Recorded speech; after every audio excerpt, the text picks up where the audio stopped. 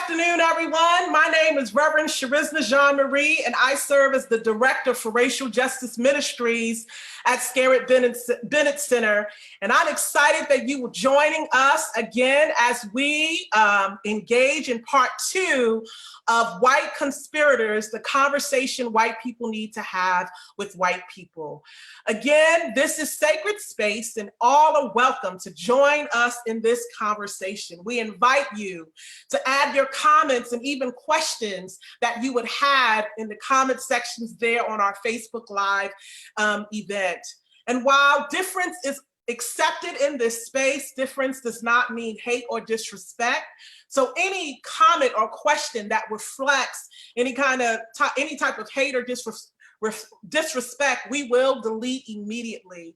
But we believe this work is important work to do, and we believe we can do it even in the midst of difference. We can do it with integrity. We can do it with treating people like human beings with respect. And so that is our goal here at Scarritt Bennett Center. So again, we thank you for joining us, and I'm excited for all of our panel, and I welcome all of our panelists back to this conversation. And Lindsay Godwin, who will serve again as moderator, thank you so much for being here, and I turn it over to you. Beautiful. Thank you so much, Charisma. We are so grateful for this opportunity to do this learning and hard work together. And we hope that this conversation not only helps and invites all those who are listening into deeper parts of the work, but I know that it's doing that for us, just being in these conversations together.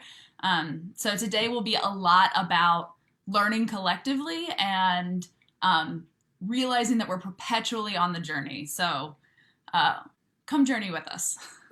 To get us centered and started, I do want to do a land acknowledgement first. I know that this panel in and of itself is all across the country of the United States, and I imagine that those who are watching at home or who will see this in the future are also all across the land. And it's part of the work of doing racial justice is getting really honest about how we got to where we are right now. And that in part means recognizing that this country is built on genocide and slavery. And so doing a land acknowledgement is just one small way of sort of remembering perpetually what the reality is so that we can continue to work to build towards something more liberative and more just instead of pretending those things aren't real. This land acknowledgement comes specifically from Roberto Nelson, who's a colleague of mine at Vanderbilt and works in the Office of LGBTQI Life. I use she, her pronouns. Sorry, I should have done this intro first. And I also work at Vanderbilt Divinity School and do a lot of education and facilitation around having hard conversations around really complicated topics, including race, white supremacy, gender, sexuality, and religion. Always religion in the mix.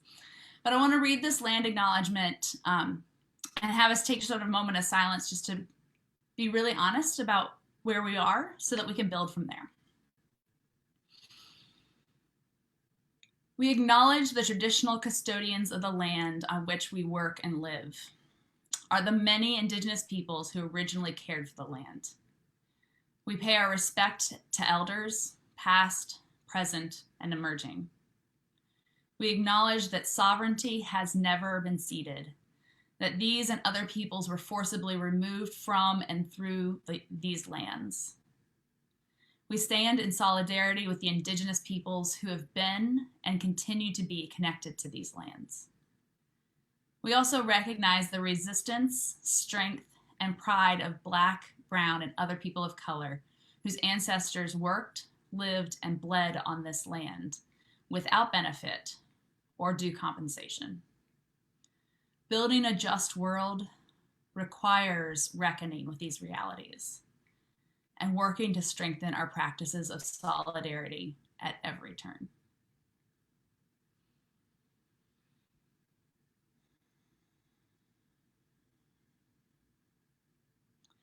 We're particularly grateful to be in this conversation and be invited into this space by Scarritt Bennett because of the approach that they are offering to thinking about doing racial justice work. The call for white co-conspirators comes out of a framework of emotional justice that Reverend Charisna has helped all of us better understand.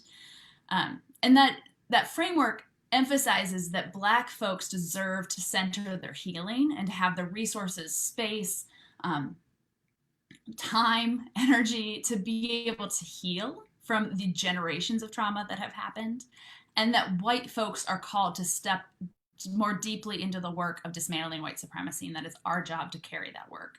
So often these conversations are framed in ways that emphasize that like racism and white supremacy are a problem of Black folks and Indigenous folks and other folks of color, and that white folks might just sort of like help out. This flips that entirely, right? The problem is ours. And so it's ours to do a tremendous amount of work while following the lead of Black, Indigenous, and Brown, and immigrant and other folks of color, and telling us what a liberated world would look like. So today we're going to share some resources to how you can develop and deepen your own journey. We're going to share a little bit about our journeys. None of these stories are going to be about perfection and getting it all right. They're all going to be about the messiness of this work. And we want to invite you into that. I'm going to invite us to do one other moment of centering. And I'm going to read a quick poem from Kashif Graham. Kashif Graham is a poet and an activist, and also a colleague of mine at Vanderbilt who works at the library. And he creates and crafts these beautiful poems on his typewriter multiple times a week, and particularly highlights the realities of white supremacy and racism as it intersects with gender and sexuality and religion. And so this one is actually titled James 5:16, from the Amplified Bible for Anti-Racist Accomplices. So confess your sins of racism, structural, individual, to each other and not to the people of color, so that your burdens may be lifted, no longer seeking absolution. And then you may put cleansed hands to the plow in the field of unlearning. So we invite you to spend some time in the field of unlearning with us, and we'll figure it out together.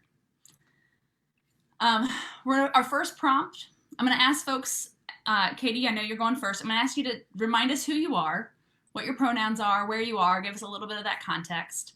And then we're going to start off today by sharing stories of our own growth. Maybe it's a singular moment where we sort of like figured something out or understood something differently. And we're going to share a little bit about how that helped us understand that it's white people's job to dismantle white supremacy and racism. And in the midst of that, we're going to share a resource that might be helpful. Before I hand it over to Katie, it only feels fair to also do this and not just be the facilitator. So I'm going to share one that's happening literally every day for me. I grew up an only child in a small part of rural Ohio with a working class bootstrap myth solidly in place. And so my sense of self is built very deeply on a sense of like being perfect, getting things right, figuring things out, and being able to do them just exactly so.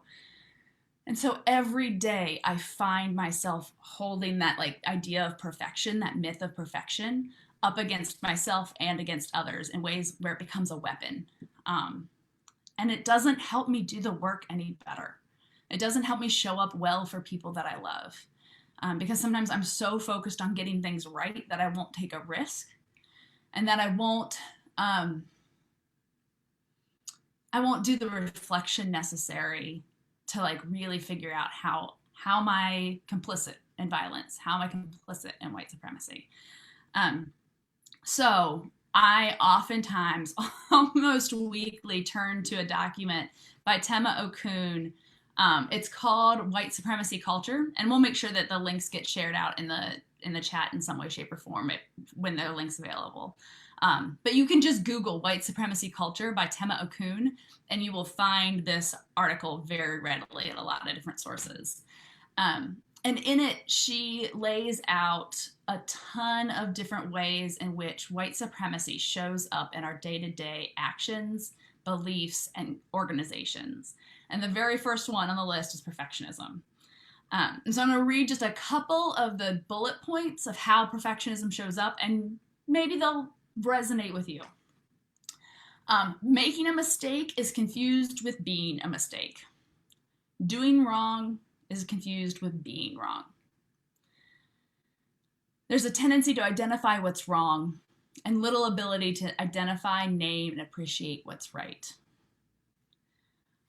Often internally felt, in other words, the perfectionist fails to appreciate her own good work, more often pointing out faults and failures, focusing on inadequacies and mistakes rather than learning from them. This person works with a harsh and constant inner critic. So one of the ways that I push back against this is just reminding myself to practice imperfection. So I'm going to invite all of us to practice imperfection today while we wander into these complicated and invigorating waters. Katie, will you tell us a little bit about yourself? Sure. I'm Katie Hayes. I'm the planter pastor of a little church on the outskirts of Fort Worth, Texas. It's called Galileo Church. My pronouns are she, her, and we have worship in a little while where we'll continue and actually finish out a series we've been doing on pride and protest, sort of leveraging the strength of our own commitment to justice for LGBTQ people for the sake of Black Lives Matter and the pain that we've seen in the fragmentation of the human family over this last season, and of course, years and decades and centuries past. My story about learning what it means to be a white ally or better co-conspirator in this struggle goes back to when one of my children was really small. I'm the mom of a kid with a developmental disability.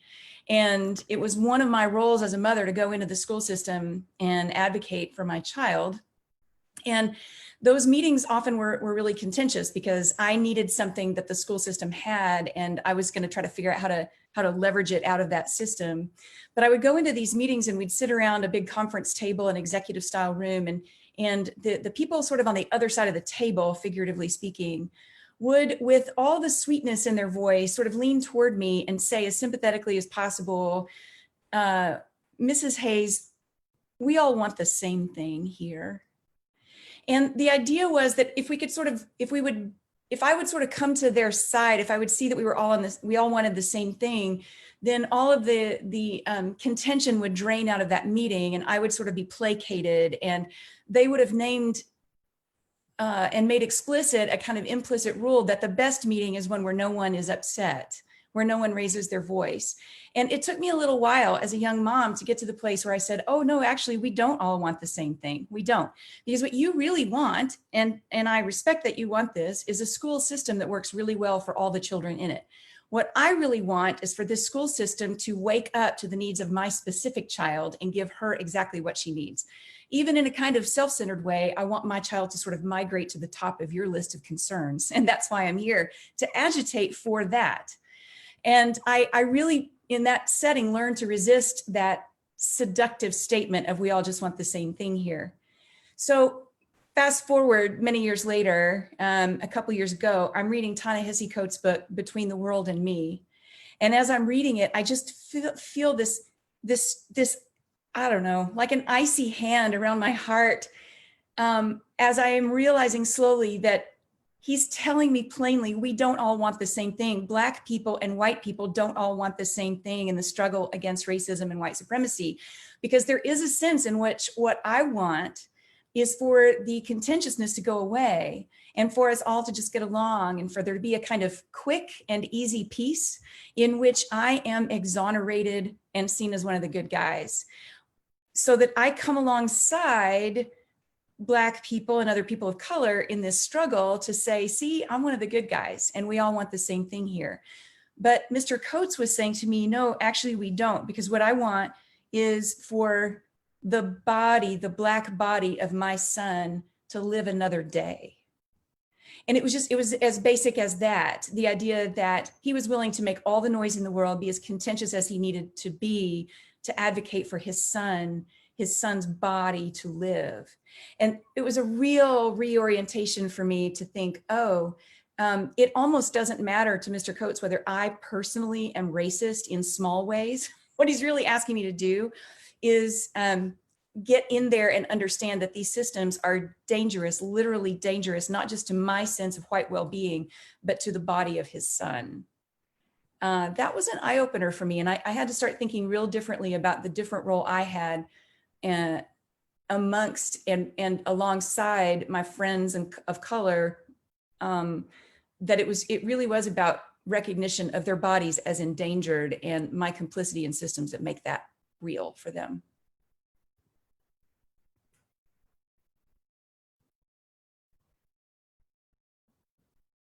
Did the mute thing.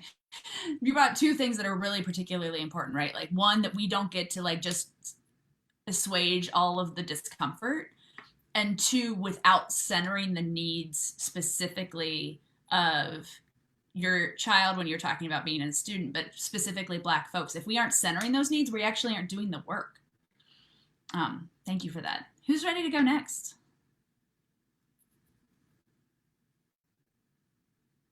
And if other folks have comments and thoughts about other people's pieces, please feel free to hop in. I'll be glad to go next.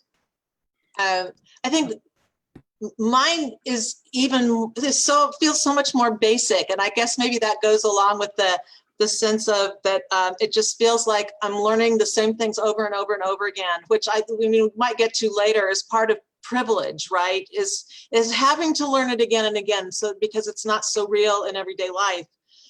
But I think thinking about the question of why is it white people's work to dismantle white supremacy and racism, I mean, part of the answer to that is pretty basic.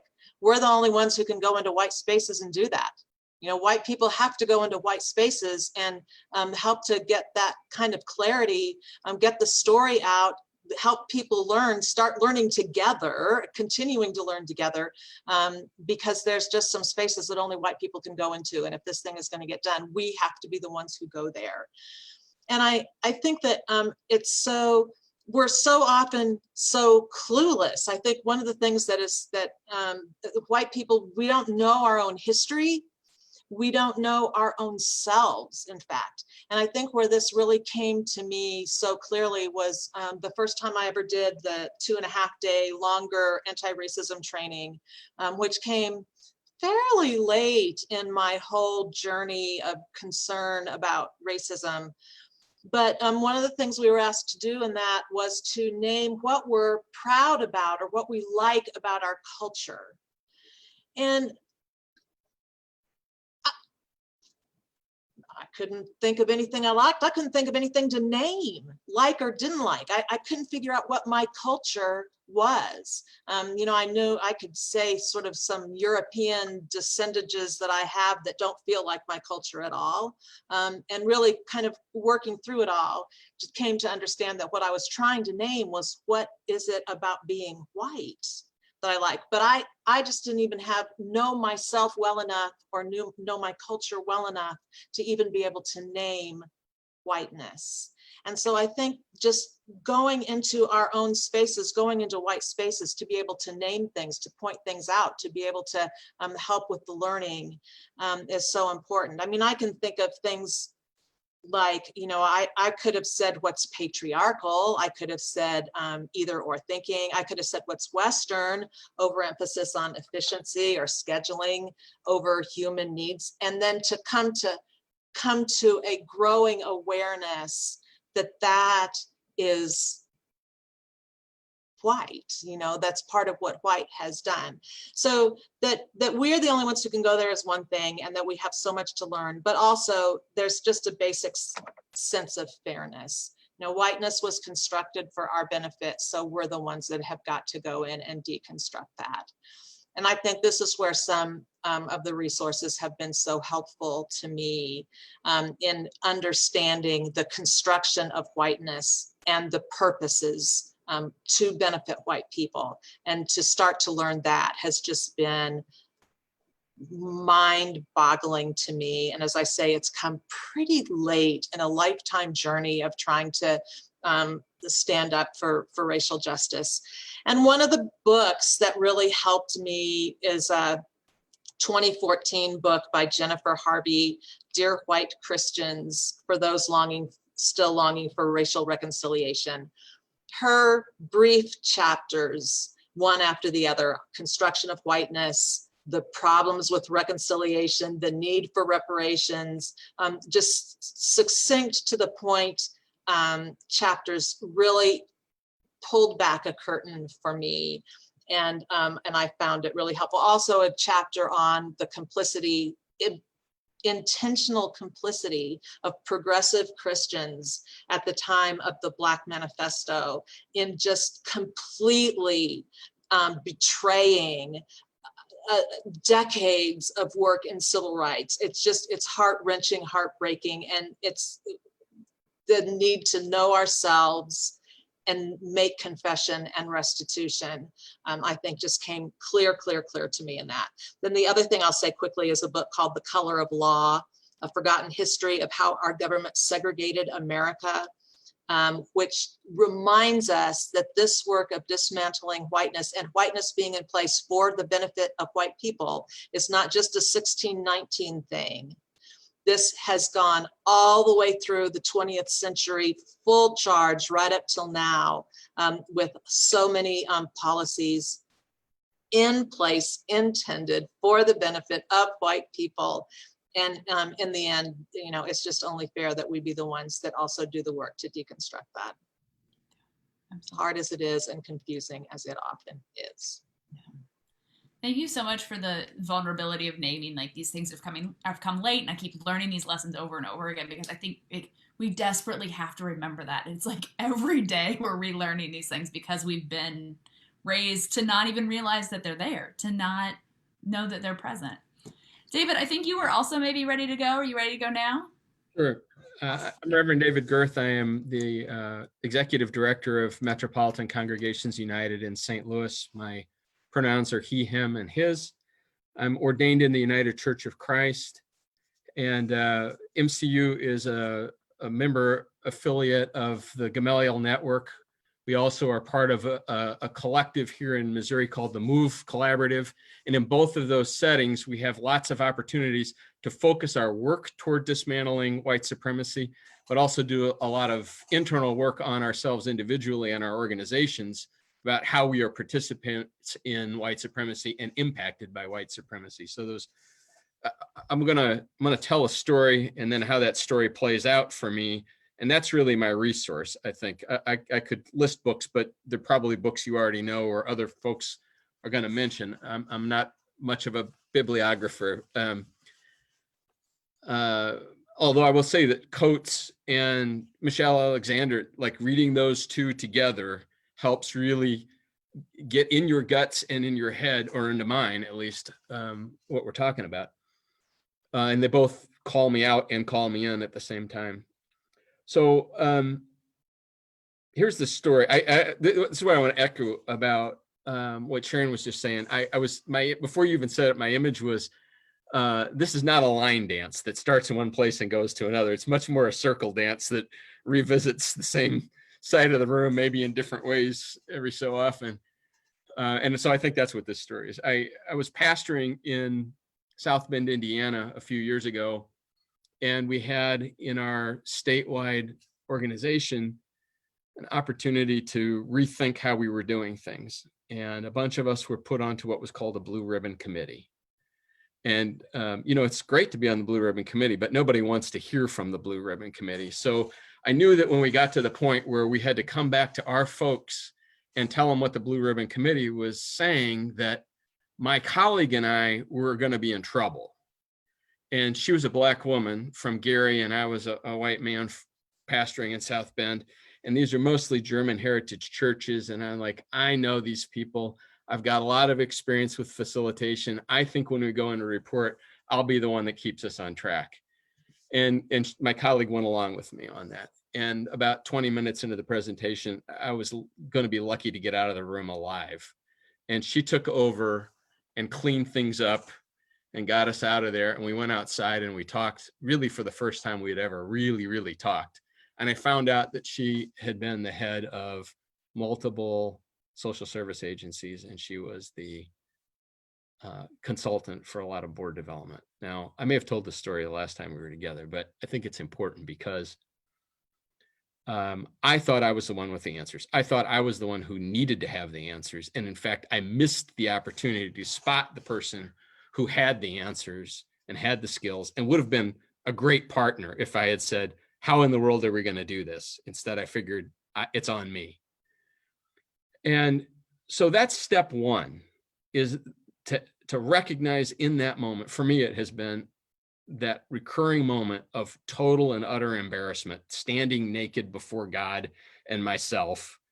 Oh my God, look what I just did.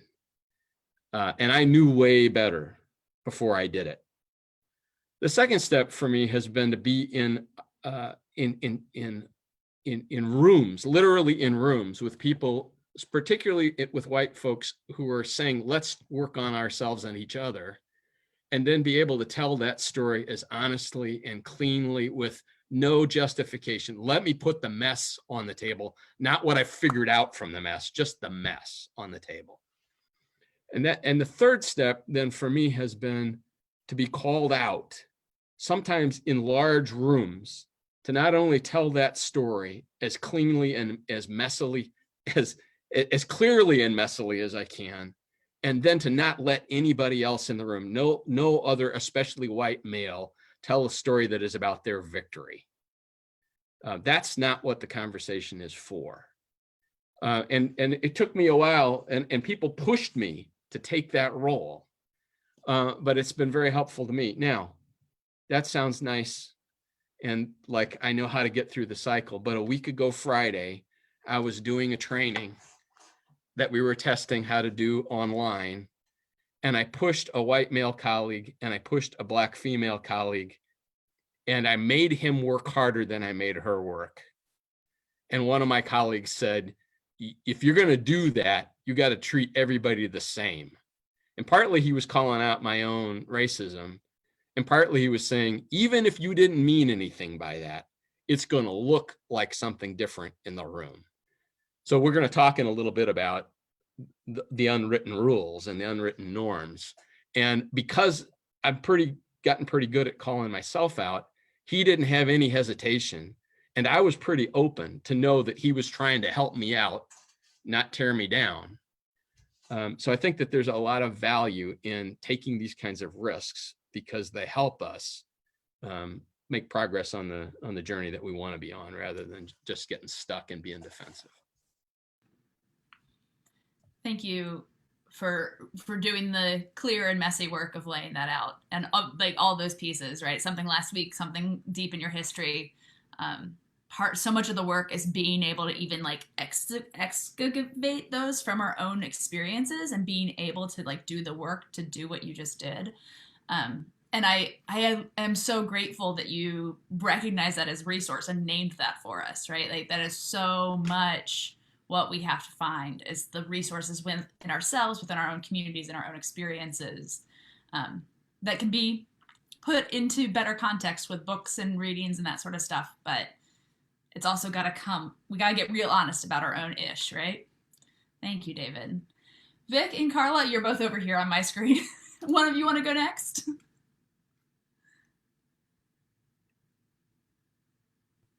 Both muted, so it's I think I saw Vic say please go or something to that effect. My name is Carla Works, and you can refer to me by the pronouns she and her. I am a New Testament professor at Wesley Theological Seminary. So I am a scholar, but not in the field of race, but in Bible. And my area of specialty is Pauline studies. And I admit, I struggled with this first question because, first of all, there are so many resources that I have found helpful over the years, some of which we've already named either last time or this time. Sharon mentioned Jennifer Harvey's work, and I have found Raising White Kids to be a particularly helpful resource. I've benefited greatly from Ibram Kendi's work, How to Be Anti-Racist. There's just so many books. There's so many blogs. There are podcasts. We've mentioned a lot. Robin DiAngelo and White Fragility. If you can't get her book right now, I encourage you to look for a podcast. She did a great interview on a podcast called Teaching While White.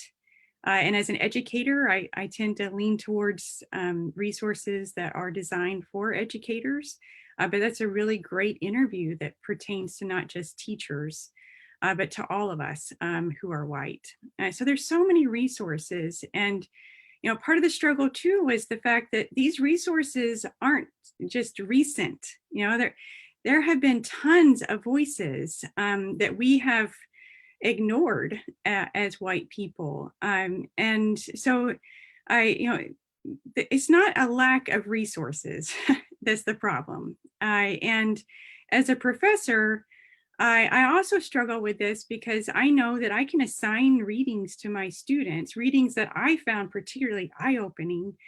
But the reality is students learn best when they put things into practice. So it's not just about reading and learning, but it's about practicing and doing, and those resources help us reflect. I also struggled with this because I am in a diverse setting and I make mistakes all the time. And sometimes it takes me a really long time, an embarrassing long time, to reflect on something enough to realize that what went wrong was me in that particular setting. And I think we all have stories of how we have messed up. And we have stories of just not getting it. And maybe there are times where we're still like really struggling to figure out, where did I go wrong there? And so often it's, that we don't want to do some of the harder work of reflecting on deeper values that our culture has ingrained in us. So I really struggled with this assignment, so to speak. But I thought I would share something that really has transformed me. My aha moment actually didn't come from reading all of these resources. Those resources have been helpful in helping me digest and reflect, but they didn't create the aha moment. My aha moment came actually through doing what I do for a living, which is being a New Testament professor. And particularly a professor who specializes in Pauline theology. I realized really through reading and engaging, interacting with non-white scholars, particularly womanist scholars and Latinx scholars, how whiteness is really ingrained in how white churches read Pauline theology and how white churches define gospel. And there's so much that I want to say about this, but we don't have the time here for me to say it. But let me highlight a few points of what I mean. By and large, I think white churches operate with a gospel that is just too small. I grew up in a white church tradition that was very conservative. And proud of being conservative. And in that church tradition, we talked a lot about sin. Sin was a word you heard from the pulpit every Sunday. And sin was all about ways in which we as individuals screw up. And piety was all about personal piety and your personal relationship with Jesus. And while I don't think there's anything wrong with you having a personal relationship with Jesus, the reality is Jesus cares about the whole world. And if your definition of sin is only about the ways that you screw up as an individual, you are missing ways in which there are larger parts of our world that have been enslaved by, how Paul would call it, sin. Sin is bigger than we are, and the gospel is not all about us. In that particular white church environment, we never talked about the systemic evils of poverty or racism. We didn't think about ways in which that is sin. And as I've gotten older, I found myself in a progressive to liberal white church context. And in my progressive to liberal white church context, we almost never talk about sin. In fact, if you bring it up, people get uneasy. You know, they want to leave the room. It's almost a terrifying experience. And here I am, a New Testament scholar on Paul, and that means I have to talk about sin. But in this particular context, it's more liberal, progressive, white church context. What I've noticed is that we love to talk about social justice and we love to talk about diversity. There are certain catchwords that we love. And we love to blame other people for racism, or we love to blame other people for poverty. We love to point fingers, and it's almost like we are little white saviors, and we, have formed our own justice league, and we get to define what justice means, and everybody else needs to get behind it because God is on our side. And in this particular context, to even talk about confession and repentance are almost taboo. And so in these wide spectrums of white church context, what I have found is that in each side of those contexts, we are clinging to ideas and values that are themselves helping to entrench racism. So we have a rugged individualism in both contexts. And that rugged individualism tells us the fallacy that we are somehow capable of doing all of this work, and that we are right, and that we can define justice for ourselves. And so I have just found that it's ironic that in both sides, we have tendencies to blame other people. Instead of starting first with asking, wait a minute, how do I participate in systems that have disadvantaged people who do not look like me? How have I failed to love my neighbor as myself? And so in my own scholarship and work, I feel like I'm being constantly challenged to think about how small my gospel has been, that it has been all about me and what I can do and what I can produce in the world. And instead, I really need to be broadening my scope. And I really need to be questioning some of the assumptions that even my church has taught me. Assumptions about our objectivity, assumptions about our definitions of justice, because after all, our definitions of justice in the white church led to the criminal justice system that currently exists in our country. So there's some fundamental flaws there. And so we're not really good about really questioning ourselves and seeing how we participate, and then the systems in which we participate, including the church, including the organizations that we are part of. I think the biggest learning for me has been that I need to be more reflective, more questioning of even some of those deep core values, and ask myself, how is that serving me? How is that serving my community? And is this really leading to the world that I claim to want, where everyone thrives? Because in reality, we can't stop having this conversation until it's not just that Black Lives Matter.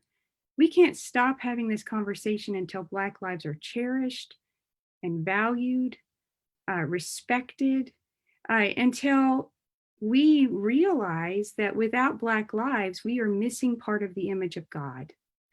And so for me, it's been my own work and trying to read the Bible. Imagine that, the Bible pushing me to love my neighbor as myself.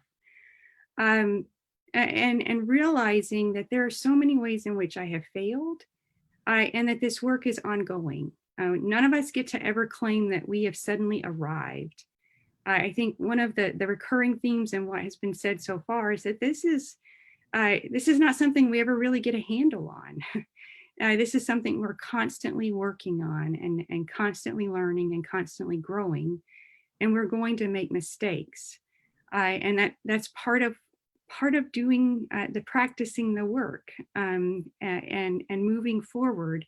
And for me to move forward as a person of faith means that I'm putting a lot of trust in God to reveal things to me that I need to change. But I do believe that through the power of God, God is able to change us and to help us become the people that we're called to be. Thank you for that, Carla, and giving us that phrasing, right? That is our gospel too small?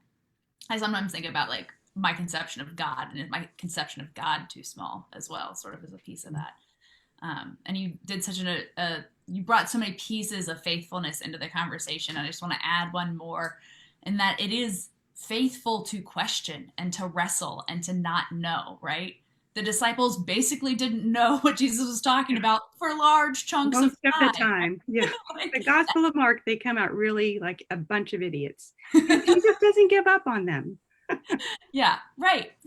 So like we have this invitation, and it goes back into the Jewish texts, right? And the Jewish traditions, like that wrestling is ongoing and forever about figuring out what justice is and how it applies right now, right here, right? Like that is actually faithful. And I think so many of the small gospel realities that we've experienced and grown up in taught us that that wasn't faithful work, right? So part of our unlearning is learning that not knowing is a faithful place to be.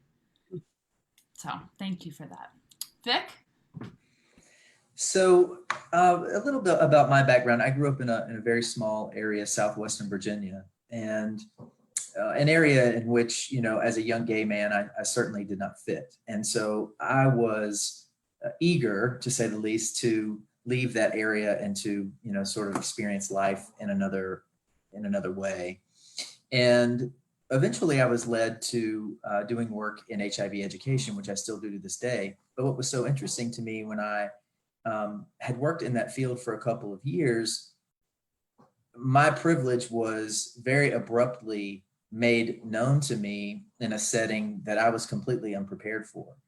And so my aha moment didn't exactly happen at that time, but it certainly happened several weeks later as the result of thinking about what had happened and how my response, you know, I felt attacked as a white person who was in an all Black space supporting an event. The company that I worked with was supporting an event, and we were sponsors of the event, and my privilege was made known to me publicly in that event. It was called out from the DJ who was working the event, who is a great friend of mine now.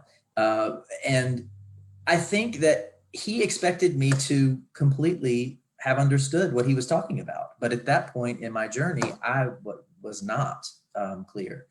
And so it took some time for me to gain some perspective on how my experience had been one of white fragility, no question, and how my ignorance of my privilege was so problematic, especially with me being in these spaces, educating and doing work fully under the reality that 1 in 2 Black men who have sex with men will acquire HIV in their lifetime versus 1 in 11 white men who have sex with men will acquire HIV in their lifetime if trajectories go uninterrupted. So that is sort of what propelled my curiosity, I would say, in going a little deeper and learning more of the history and more of the dynamics at play. But I think what has continued my experience and my journey and my commitment here to continuing the course is my realization of this as an opportunity for our humanity, for our shared humanity. You know, white supremacy is inhumane. It's a horrific reality that we live in. And if we are if we anticipate being agents of evolution to a more sustainable, more loving world, then dismantling white supremacy is right at the top of the list of tasks that we as white people have to do. I heard Nicole Hannah-Jones speaking recently. Someone asked her, as white people, what do you feel like we could be doing or should be doing to further this cause? And she just so perfectly said, well, frankly, I find that question a bit disingenuous, because white people created white supremacy. You should be able to figure out how to uncreate it and how to dismantle it. And so this whole concept of being white co-conspirators, I think, you know, there's so many opportunities for us as white people. First of all, being able to make peace with our ego, which keeps us from being vulnerable around the reality that we are going to have blind spots. We are socialized to have blind spots. I received a gift right before we came on this cast, actually. We're having a conversation about the current climate and things that are going on. And I pointed out that Robin DiAngelo's book, White Fragility, has recently sold out. It's the, you know, one of the most read books in the country right now, or maybe even in the world. And, you know, it was pointed out to me that that's problematic. That's a white woman profiting from racism in our country. Of course it is. Of course it is. But it's a testament to blind spots that we will encounter as white people from time to time. No matter how long you've done the work and how long you continue to do the work, there will always be blind spots. It's a part of our fragility to, I guess, not want to embrace that or not want to celebrate that when one of our blind spots has been revealed to us. And so, again, something else that I think is an opportunity for folks in white skin was made sort of apparent to me. I recently ran across a podcast, and some of you may be familiar with it. It's called On Being. And a brilliant trauma specialist by the name of Resmaa Menakem was the guest on this podcast. And he's written a book called My Grandmother's Hands, Racialized Trauma and the Pathway to Mending Our Hearts and Bodies is actually the title of the book. And so he speaks about, on this particular podcast, about how it's not only problematic for white people and Black people and brown people to do this work together sometimes, because it can be so unnecessarily triggering for Black and brown people, but it's literally our responsibility as white people to create spaces where we can claim and address the effects of trauma that are the underpinning of so much of what we experience, especially white fragility, white privilege, racism, etc. You know, so much of the decay in humanity is about unresolved, unrecognized trauma. And of course, you know, he speaks so beautifully about explaining how this work, you know, is our opportunity to actually come into a place of understanding of what the effects of trauma are and how they're at play and sustaining, you know, the horrible dynamics that we see playing out, that we see and don't see playing out in day to day. So that for me, you know, is one resource that certainly made a huge difference. Thank you so much. And that lifting up of the way that trauma is at the core of the way that white supremacy impacts everyone, and the need to perpetually figure out how to face that. There's a lot of growth and strengthening and practice that we need to do to be able to do that, right? Mm-hmm. I am also going to offer a redirection in terms of language. We know that language is one of the tools that helps oppression get reinforced, right? And I am very early in my learning in the ways in which our language perpetuates ableism and sort of disregards the realities of folks who are disabled. And that directly links into white supremacy and racism. If you want a little like clear insight, police violence, particularly targets disabled Black folks. They're the most likely to be killed or harmed if we're talking about police violence, right?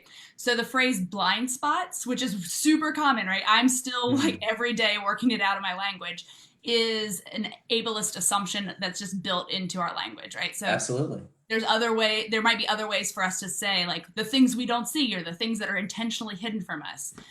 Yes. And we just have to keep working on it. Like I'm doing No it question. all the time.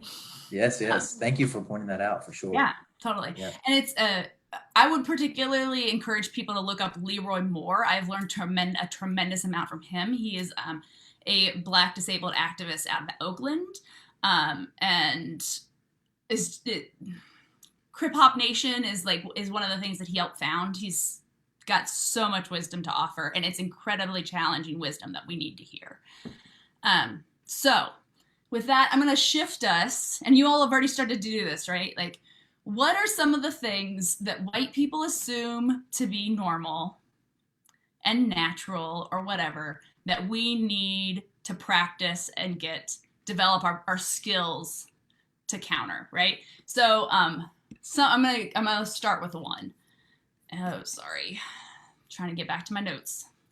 Another way to think about this is what aren't we used to navigating that Black folks, Indigenous folks, folks of color have to navigate all the time?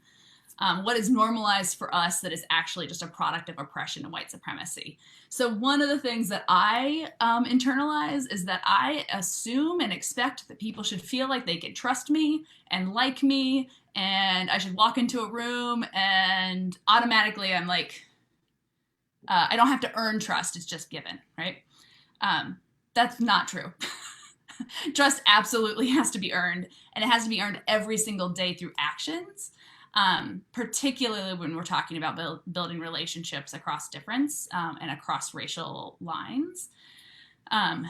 And the reality is for Black folks, Indigenous folks, folks of color, is that they are inherently by our system not trusted, right? People, a Black man walks down the road and lots of people will assume inherently that there's something criminal about that person walking down the road, right? So trust is given to white folks and stripped. That sort of humanity and that sense of respect is stripped from Black, Indigenous folks of color. So what are some of the other things that we just get to like walk through the world as if it's normal that are actually replications of oppression? How do we pull the veil back so we can get real about what's going on? Who's ready?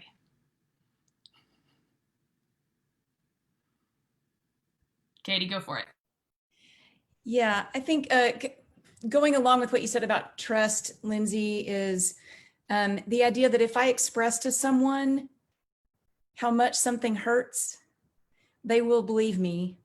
And I know that my Black siblings in the human family are often not believed when they say how much something hurts. And sometimes that's about physical pain, chronic pain, the pain of childbirth. When they know something's wrong with their body, the health system does not always believe that. And we've got statistics that bear out the consequences of that disbelief in healthcare. And I think it goes to the sort of intangible trauma of microaggressions. When Black people tell us this system is bad for me, I'm being hurt in this system, the way it is working is painful for me. It brings up trauma, or it is inflicting new agitation in my life. That is not always believed. Whereas if I complain about a system, even just to the manager at Kroger, I will be listened to. That's just a fact.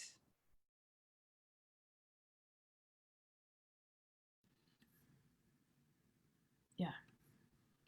It builds out of that trust of who counts as human, right? Like who is valued. David? Let's see if I can add, but I think I might add a little different kind of answer too. At one point, I spent a semester living mostly in East Jerusalem. And there was, next to where we stayed, there was a little grocery store that couldn't have been 15 feet wide and 40 feet deep. And yet everything that you needed to run a household for a week, to feed and clean anything and everybody, was in that store. And after coming to see that as absolutely normal, I was so grossed out when I went into the supermarket for the very first time. Why do we need, like, this is overwhelming. I don't know how to pick what cookies to eat. And it's just such an abuse of the earth, right?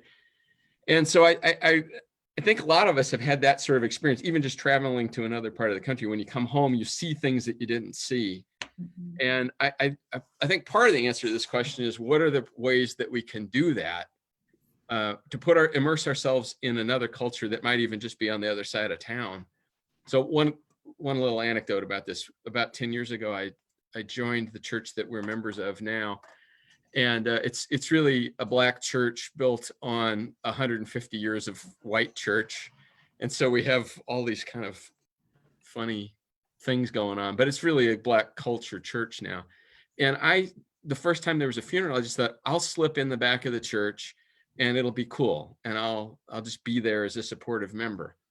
And about 3 minutes before the family procession down the line, I didn't know there was such a thing as a family procession. The pastor caught my eye and did this.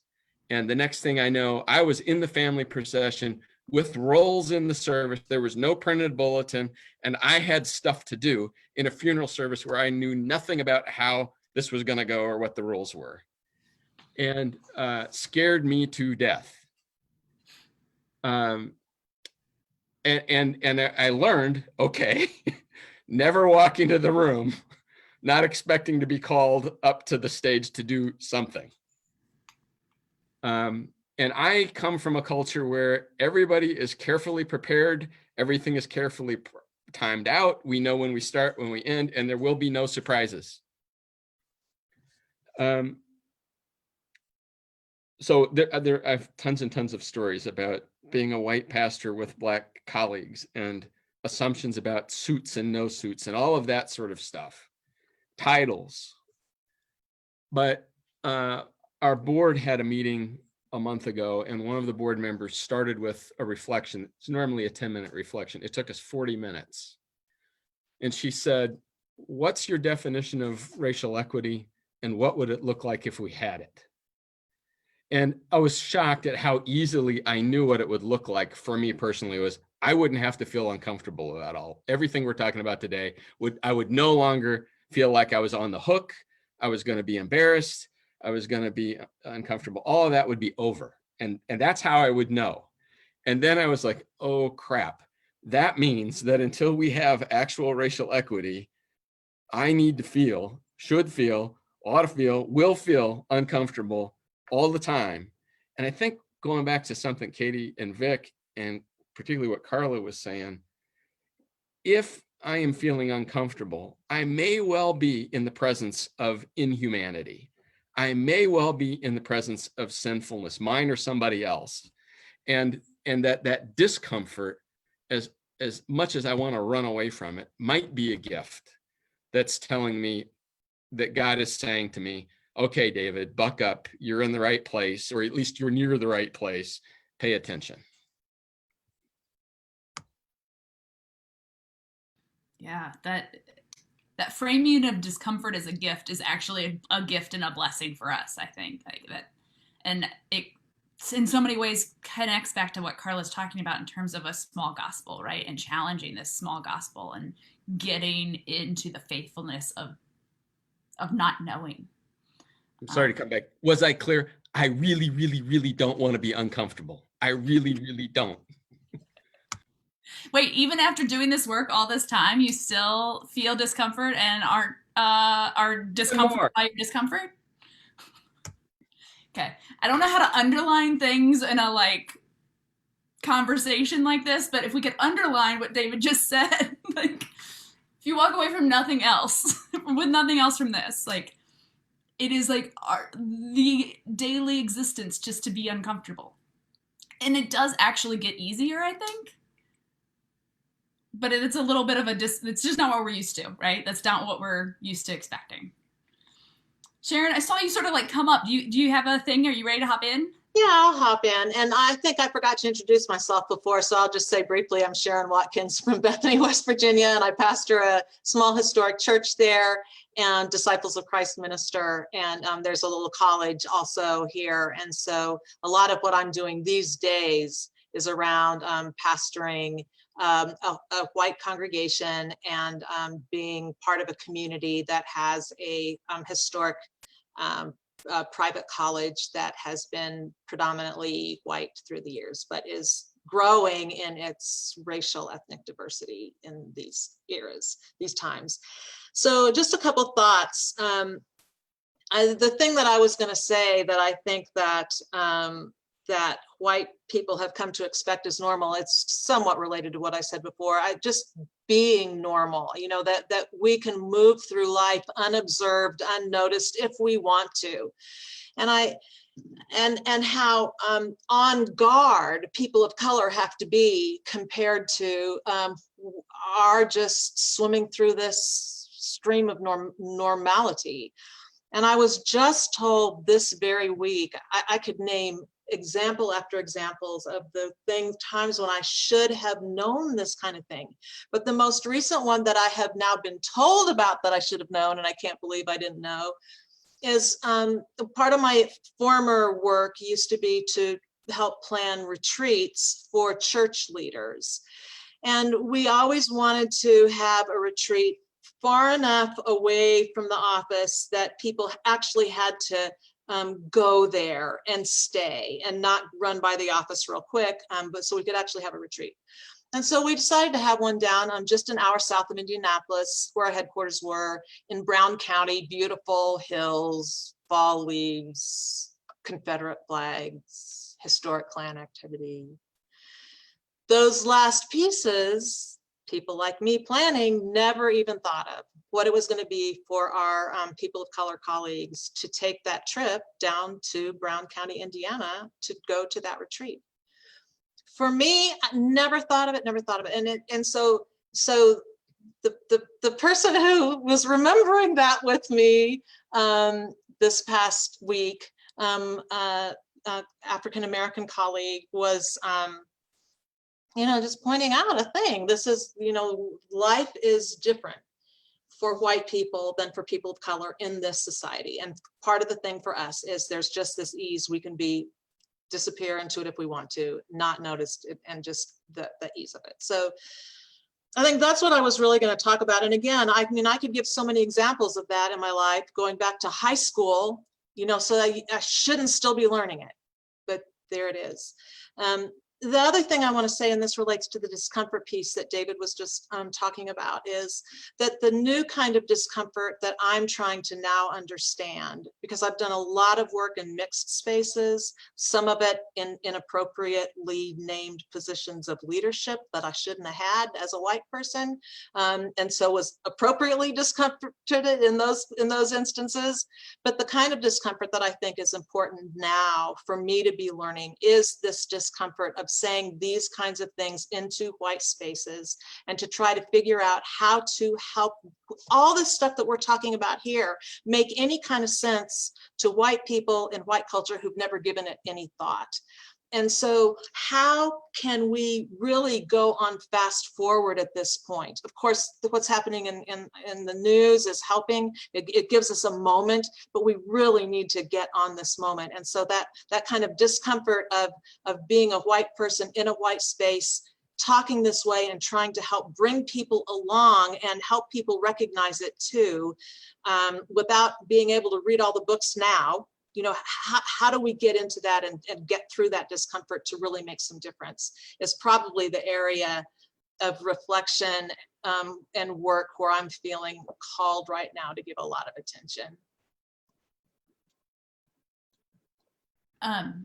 There's, as putting both of your comments in conversation, I think sometimes white folks also then sort of like swing to the other side, and they're like, well, if I just know enough Black people, brown people, indigenous folks, whatever, if I spend enough time in other places surrounded by difference, then I'll understand, or I'll know, right? And I'll be able to predict. And that's also not the reality, right? Is that there's so many variations in the ways that people experience things that we can't ever actually know. Like, it's just our ego sort of showing up in a different way, trying to like still control the situation. Or kind of, Lindsay, at the same time, I mean, I have been guilty of this, where the exhaustion that builds up from all that anxiety and all that discomfort and all the learning and relearning and learning again, we start to imagine somehow that racial justice work is an elective activity that we can dip into and out of as we want.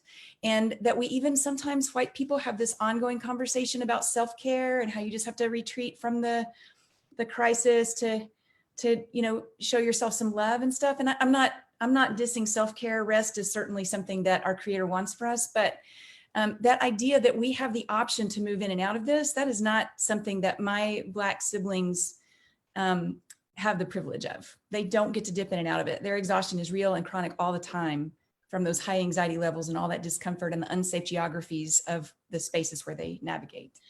And if I could just jump in real quick to answer that question that just came across the screen about why do we have to keep relearning these things? I mean, I think it's related exactly to that, because it's not the same kind of daily experience. And so intentionally or unintentionally, we get away from it sometimes and then have to pull it all back together. And it's another characteristic of the sin, Carla, the whole dysfunction, the whole white supremacist order that we are living in. I've started to wonder what it would look like to understand generationally the ways we have absorbed white supremacist trauma to replicate it, right? Like how we absorbed these oppressor tendencies and how ingrained they are in us, that it's going to take so much effort to, that's part of the relearning for me, is I perpetually have to come back to it because it's just so deeply ingrained in me, as much as I hate it. I want to come to Carla and Vic for the last question, but I also want to just name a thing that got lifted up in our chat. What you all were naming around spaces being scary or violent or threatening, right, is a reality for a lot of folks, and it's really, really complex, right? So from Reverend Charisma, woods and trees and those sorts of spaces can be very triggering because of the history of lynching, because of the the song Strange Fruit, right? Like the realities of what those spaces have often meant for Black folks and Indigenous folks. And we can't say that that's the reality for all Black folks, right? Because there are also folks who have deep land histories, right? Who are working really hard to reclaim that land, or who love camping and those sorts of things. And so again, it's one of those places where we have to learn to think differently and know that we don't know. So Carla and Vic, do either of you have things that white people assume that are just a problem?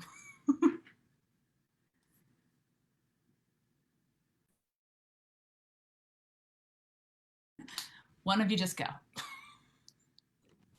All right, well, I was gonna let Vic go first this time, but he's insistent on being gracious. So thank you, Vic.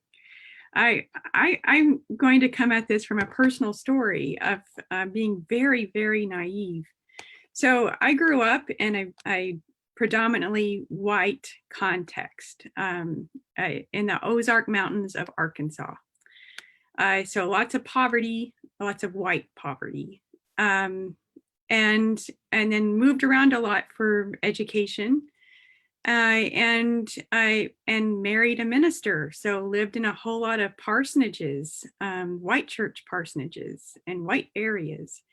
And so when my husband and I were able to actually buy our first house, which happened in the DC area, we were very intentional. We wanted to find a community to raise our kids in that was very diverse. We believed at the time that it would be great if our kids were raised in an area where diversity was the norm.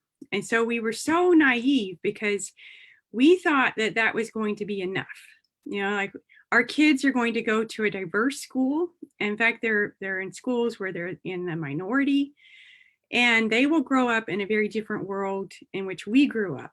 And so we just thought, that is going to be great. What we completely failed to realize is that our kids were having daily conversations on the playground, in the lunch line, at the bus stop, on the bus, you name it. Race was in their face all the time, all day long. And white families, at least my white family, and most of the white families I know, do not know how to talk about race. We don't talk about race growing up, unless it suddenly becomes a news story that we talk about around the dinner table. Race is not a daily part of our conversation. And so my husband and I realized very quickly that just longing for a diverse community was not enough. We had to do some hard work of ourselves reflecting on race and what that meant, and the fact that our kids were constantly in a world in which they were reminded of race, and we had not equipped them to have conversations about race. Now they've grown up in church, they grew up hearing that God loves everyone. They grew up hearing that we're all equal. They grew up hearing Jesus loves all the little children of the world and singing all the songs. They grew up that way.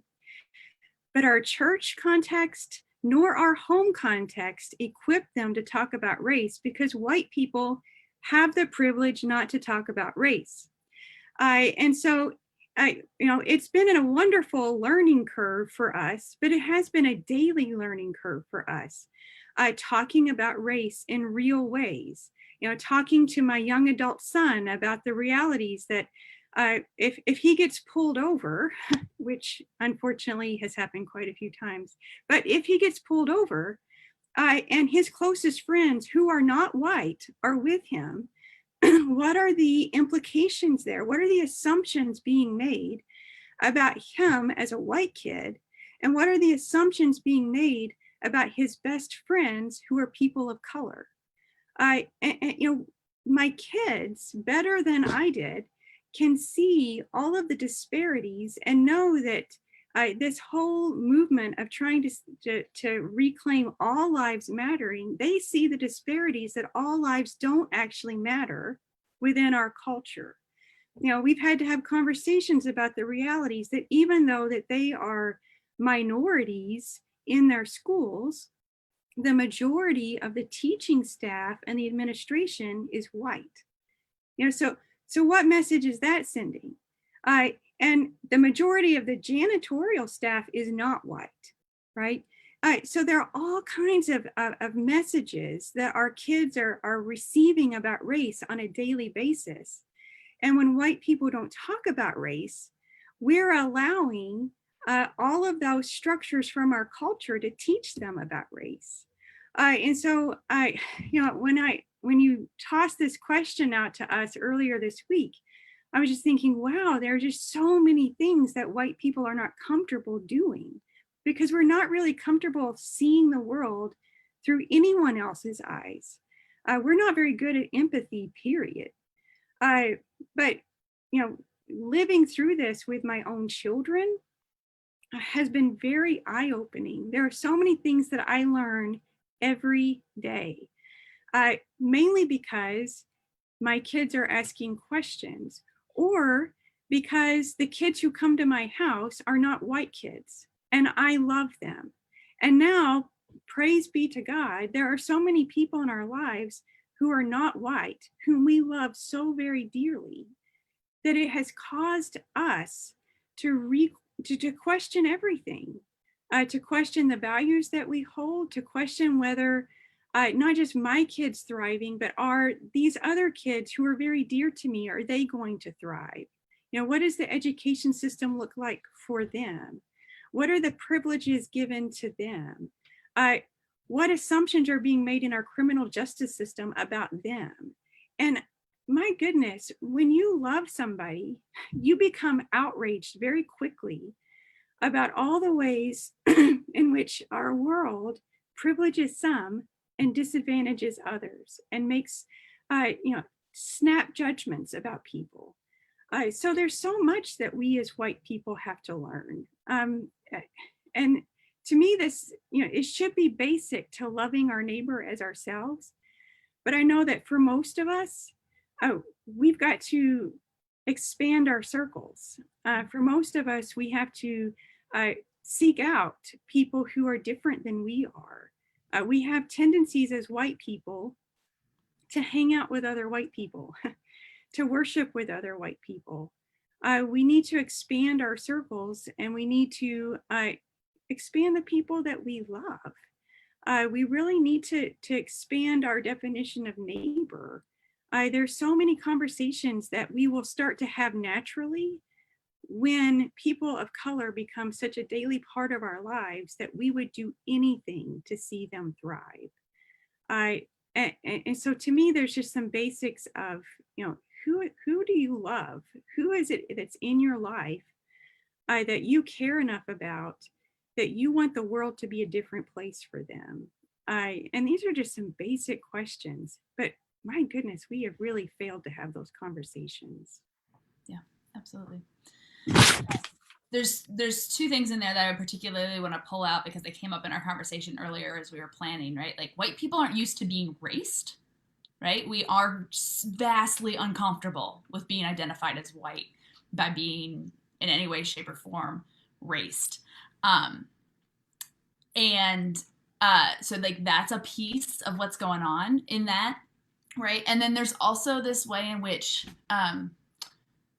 this ties to a question we got, right? Like, how do you respond to folks who are like, I'm not racist, I'm not whatever. There's a piece in there that's actually about like believing that your intention is all that matters, right? And there's a piece in your story that sort of helps us think about that as well. Vic? So one thing that I was thinking about when Carla was speaking a minute ago is, I don't really remember a time in my life growing up that I was ever specifically encouraged to develop relationships with Black and brown people, which speaks volumes about our unconscious devaluing of Black and brown experiences and Black and brown perspectives. And so I think that in and of itself, is a key example of how we're socialized to, carry that through and to not consider the value, to not include Black and brown perspectives in our decisions, in our board meetings, in our governing bodies, et cetera, which kind of takes me to the legislative piece. As white people, I don't know that we have a lot of fear around legislation being enacted that specifically excludes us. But when you think about states that have voter ID laws, we know that the people that are most significantly impacted by having to have a certain kind of ID at the poll in order to cast your vote are people from the Black and brown perspective. And so, that would be the example that I would offer, that we certainly don't tend to think about as white people, and can certainly do a lot more to affect change in that area. Absolutely. I'm going to give us one wrap-up question that sort of pulls together from the questions we've gotten, but I know we won't hit on every single thing. I also want to honor that somebody gave me some feedback, which I'm very grateful for. I oftentimes do use the word folks when I'm talking about people. It is part of my own trajectory in learning and talking about queer and trans folks, but it doesn't actually make everyone comfortable. And there's the feedback I got was particularly I need to be saying Black people and not folks. So I'm super grateful for that feedback. Thank you. And I will continue to work on that in my own shifting. I'm grateful.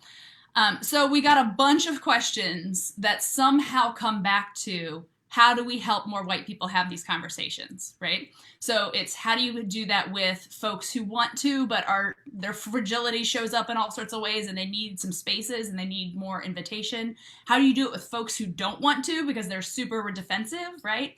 How do you do it with C-level folks and people who understand now that there's an economic impact to being overtly racist and maybe an economic plus to saying Black Lives Matter, whether that's backed up at all. And then there's one question about particularly thinking about rural spaces, right? How do we help people in rural spaces have more of these conversations? So I'm going to pose it all to you all to give us maybe one nugget of how we help each other dive into these conversations in any of those spaces. Well, I would like to say something about rural spaces, because I know a lot about rural spaces. Grew up in rural spaces. I actually love rural spaces. I love spaces where everybody knows everybody else, even though it's like living in a giant fishbowl. But you're probably related to most of them.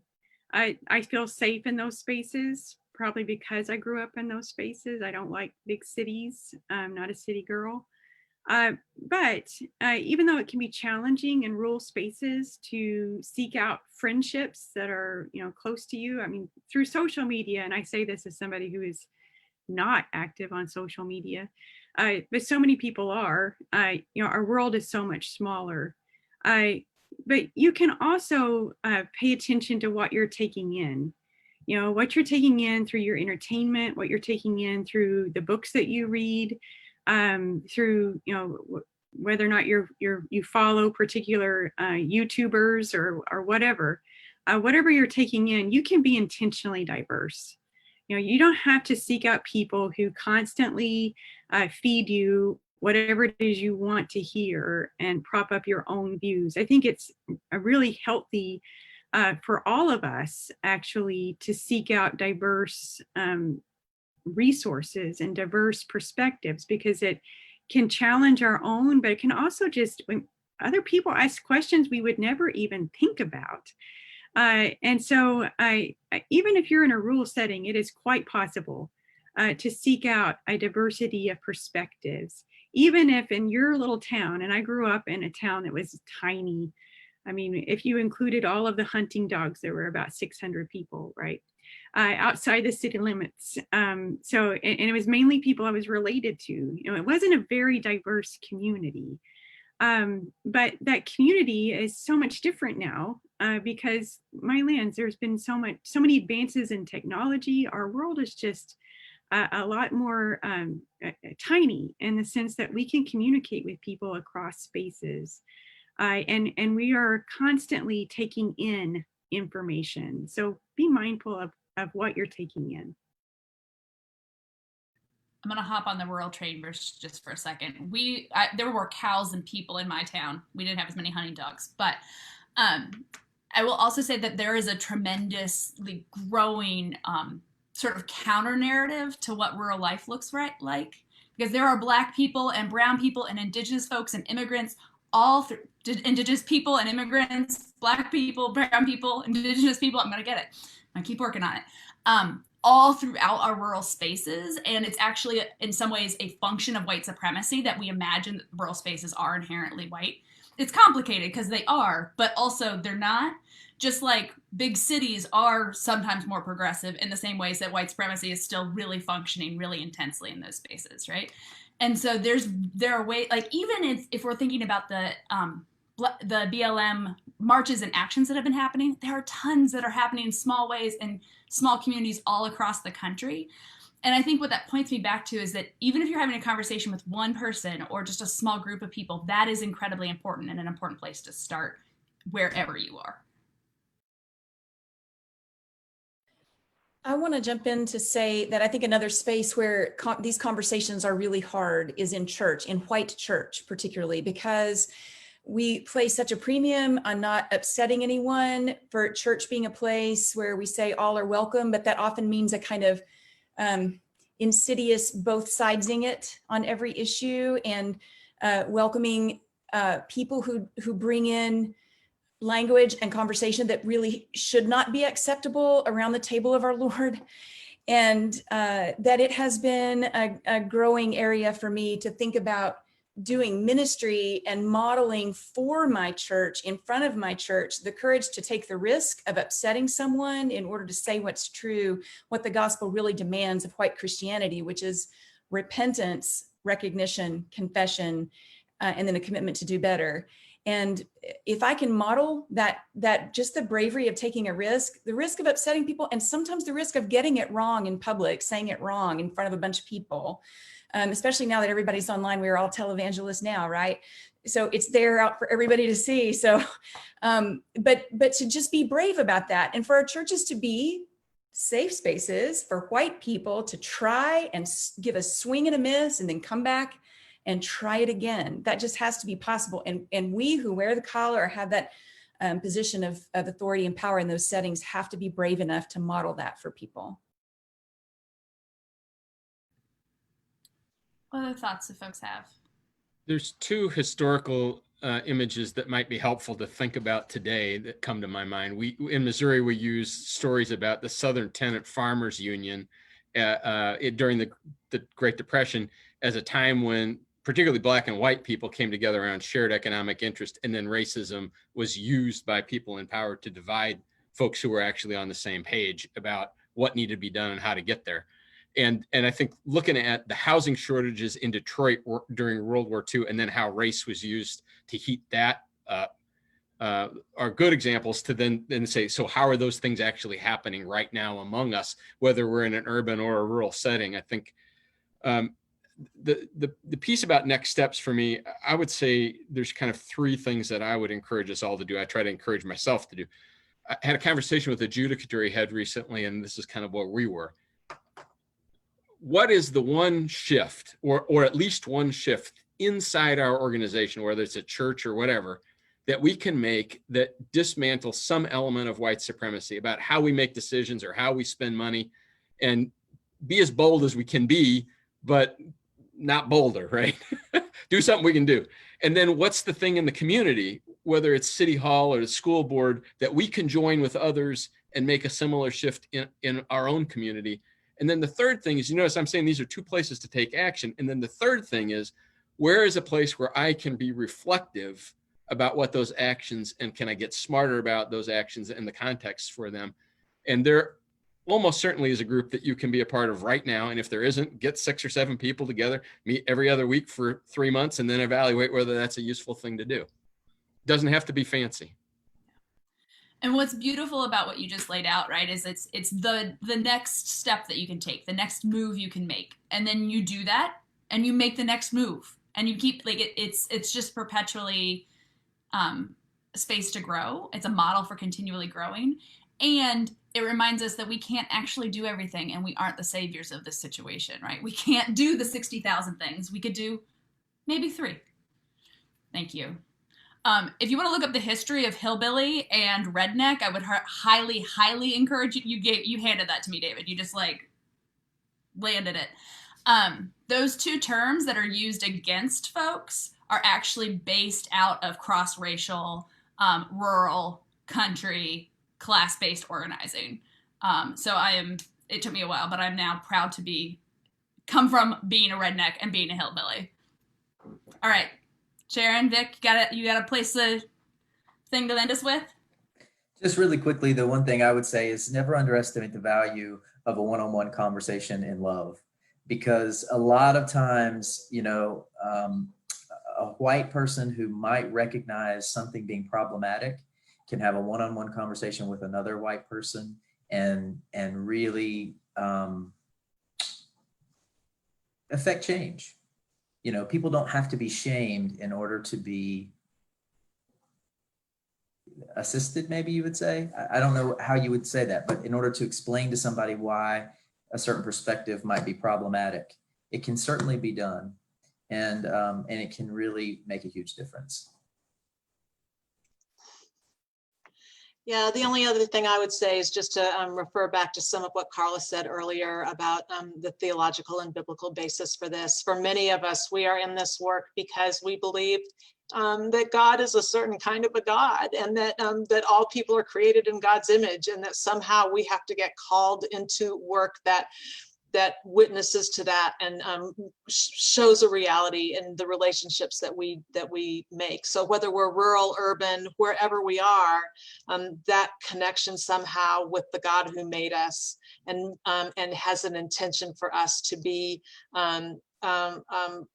fully whole children individually and in community, in our diversity and in our uniqueness, to, just to stay in touch with that reality. And in spite of all of the crap that the church has put out for so long and still does, just to somehow to drill down, always get back to that God who made us, that God truly of love and made each one of us in God's image. I think that somehow becomes part of who we are and what we say and how we form next steps in the one-on-one conversations we have. If we can stay rooted there, then I think we can find our way back on track when we get off. Beautiful. Reverend Charisma, do you want to come back on and close us out at all? I know you're over there coordinating all sorts of things, making things happen. Yes, thank you all so much. What an amazing conversation. I am literally throwing shoes and cups and just so excited. Thank you all so much for such a powerful conversation.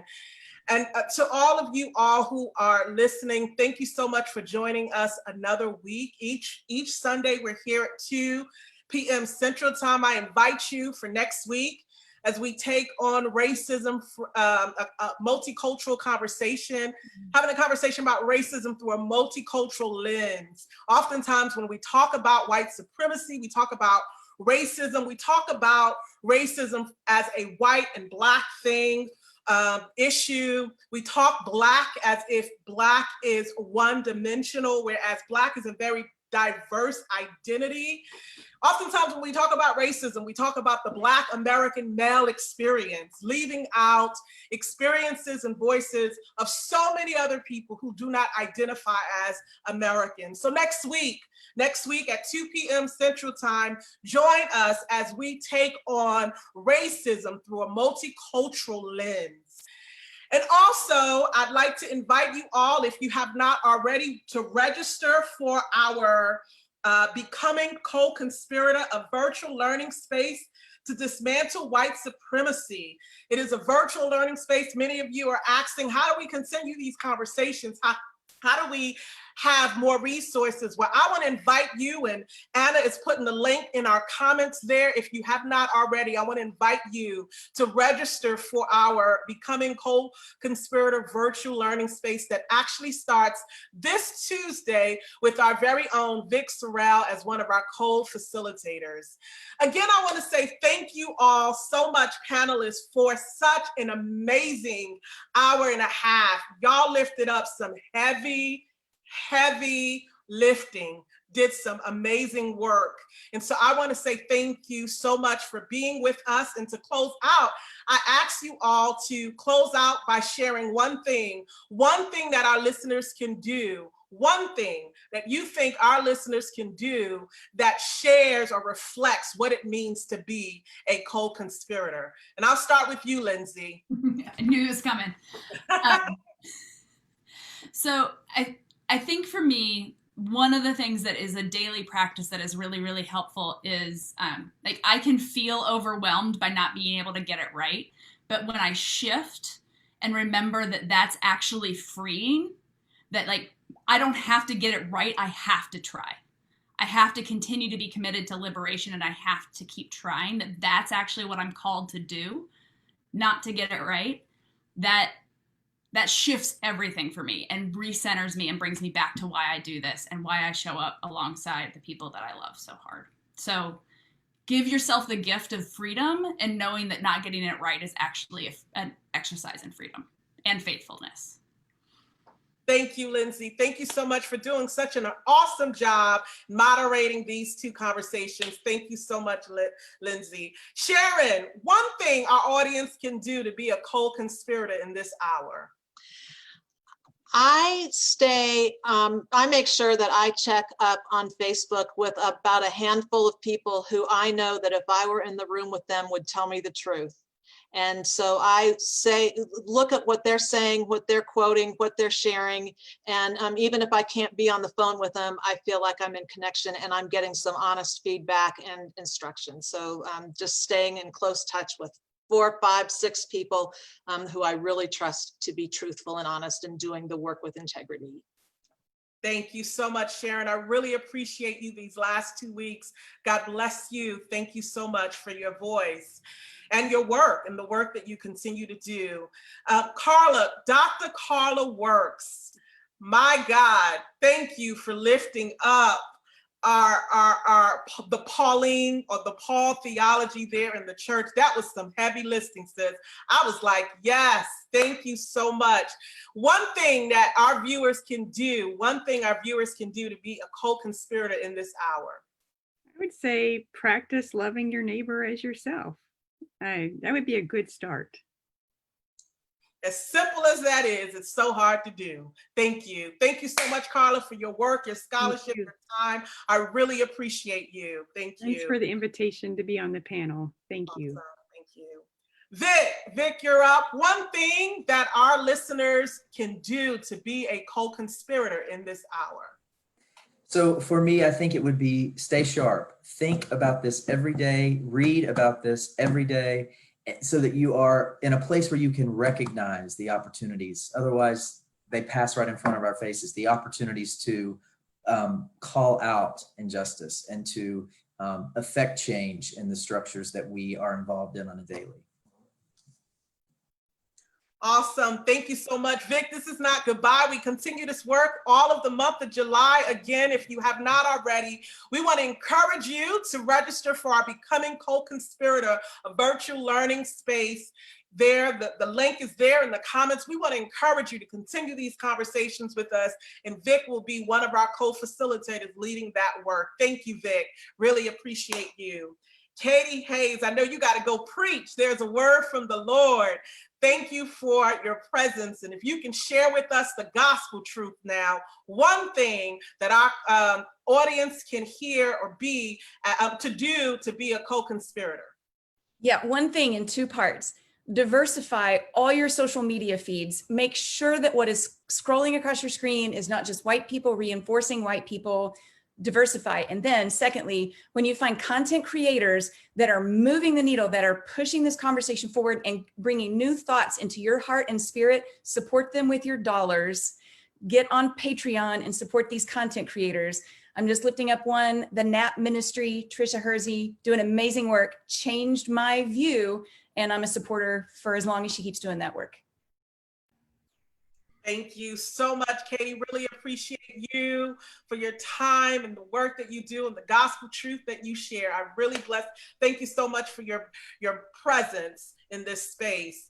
And last but certainly not least, David, who teaches us all how to pray with our hands and feet and not just our words, because you be out in these streets, my brother.